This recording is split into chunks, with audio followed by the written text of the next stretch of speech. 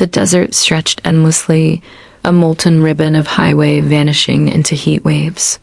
Jack tightened his grip on the steering wheel, the hum of his truck's engine the only thing keeping him grounded. He'd driven this stretch of the Nullarbor hundreds of times, but today it felt different, too still, too silent, like the whole world was holding its breath. He adjusted the radio. Static. He tried his CB. Nothing. No road trains in sight, no wombats, not even a damn fly. The sun dipped low, casting long shadows across the arid plains. Jack yawned, rubbing his eyes. A rest stop appeared like a mirage ahead. Relieved, he pulled in, parked under the crook sign that read, "Mundrabilla Fuel Closed." Dust swirled like ghosts around his boots as he stepped out, stretching his legs. Then he heard it, a whistle.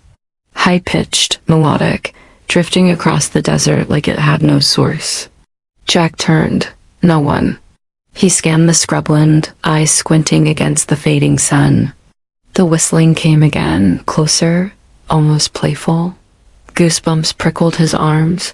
He chuckled nervously. "Must be the wind," he muttered. Climbing back into the cab, he glanced in the side mirror.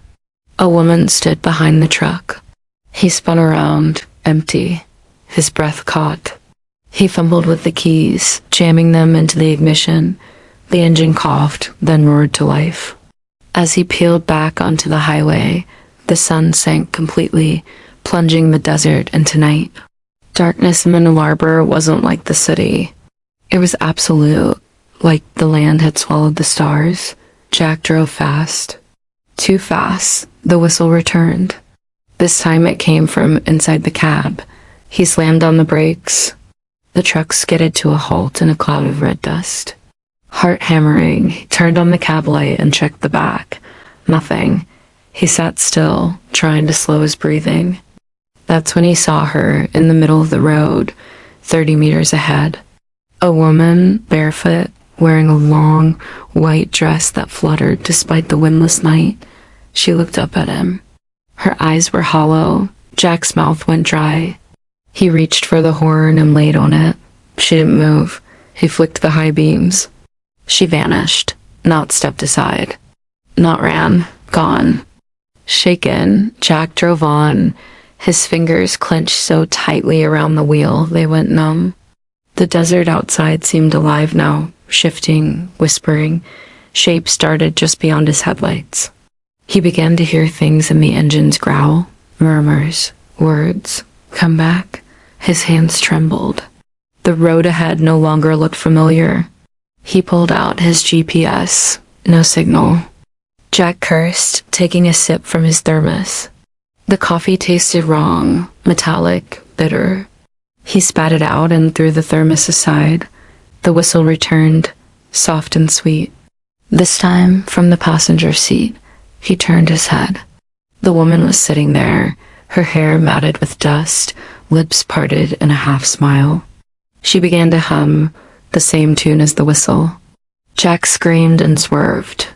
The truck veered off the road, crashed through a salt bush, and shuddered to a halt against a low dune. When he looked again, the passenger seat was empty. He stumbled out of the cab and collapsed to his knees in the sand, sobbing. In the distance, he saw lights, a roadhouse. With renewed strength, he limped toward it. As he approached, the neon sign buzzed, Wycliffe Well Motel and Diner. He burst through the door. A woman behind the counter looked up, unfazed. "You see her?" she asked casually. Jack froze. "What?" "The whistler, you hear her first, then she shows up. Lures drivers off the road." He staggered to the counter. "What the hell is she?" The woman shrugged. "Old story. Aboriginal mobs say she's part of the land. Spirit of lost travelers, maybe. Others say she's from above, not human at all. Only thing that's true is this. If you see her once, she follow you.